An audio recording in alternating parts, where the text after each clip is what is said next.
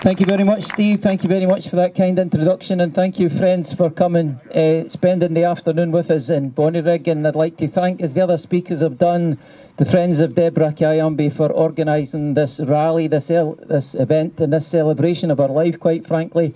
It's a credit to her and it's a credit to all of you. I wanted to say this. I first met Deborah Kayambe in Lasswade High School at a Yes for Independence event in 2014. And I liked her from the very start. I remember her standing up in front of 500 fervent supporters of independence and saying, "I'm not sure about independence, Scottish independence. Persuade me. Persuade me." She challenged 500 people at the first meeting she was probably at. She's been ball-shy from the very beginning, and I'm proud to call her a friend of mine and a crowd of yours. And the more I got to know her, the more I admired her grace, her intelligence and her steely resolve. This is a serious woman we have amongst us who's accomplished a great deal in her life, and you can tell, spending time in her company, she's got a great deal more to achieve in future as well. I admire her. I stand here in front of you and I can say that. I admire her. I envy her the many languages she can speak, her charm, her legal skills, her ability to get on with all people from all walks of life. And I love her infectious laugh, and we'll probably hear that again in a second or two when she speaks.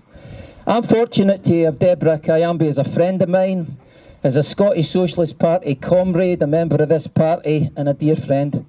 And the instant I met her, I realised that Bonnyrigg, Midlothian and Scotland were indeed fortunate to have her. And I said so publicly at that platform in Lasswade 6 years ago, that we're fortunate to have her. And I say so again today. And I want to say to Deborah, from all of us here, personally to her, I want to say this to you.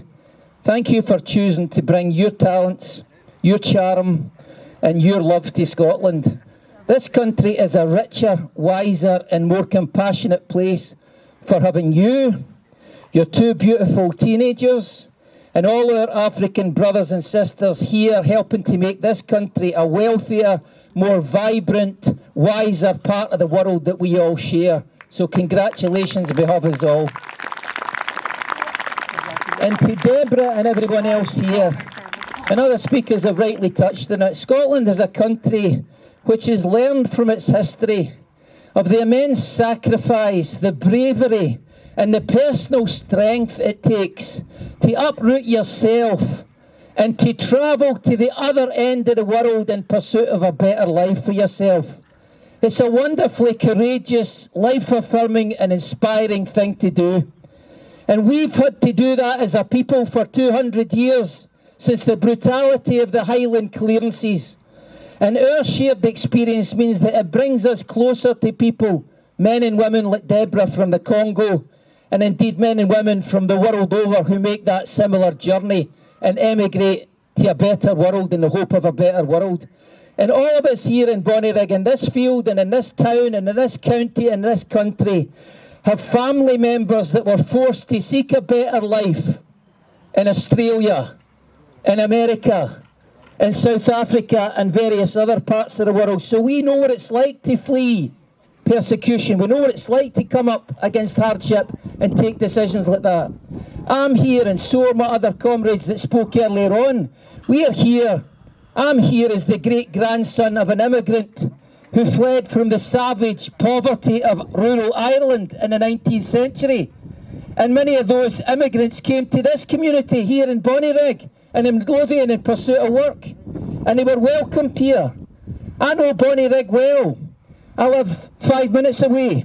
As Steve rightly mentioned, I had the pleasure of representing this community and others as a member of the Scottish Parliament for many years.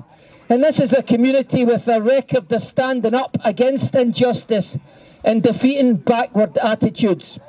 The people of Bonnyrigg are proud to have Deborah Kayambe and Sophie and Ian as part of this community, doing their best for themselves and everybody else in this community, and let no one else tell you different.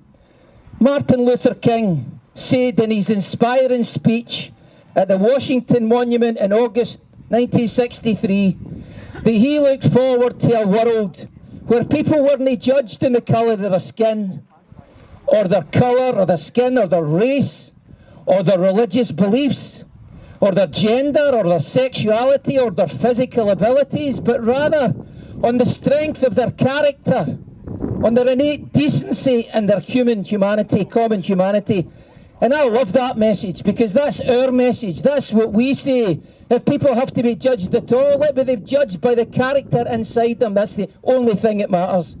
And our rally today, that I'm proud of, and I hope you are proud of to be part of, has shown Scotland that our respect and love for Deborah, Kayambe, Sophie and Ian, and we are proud that our love and respect for them is stronger, far, far stronger than any disrespect that's been shown to them by ignorant individuals who should know better and who don't know this community, don't know their country, don't know the values that are important to the people of Bonnyrigg.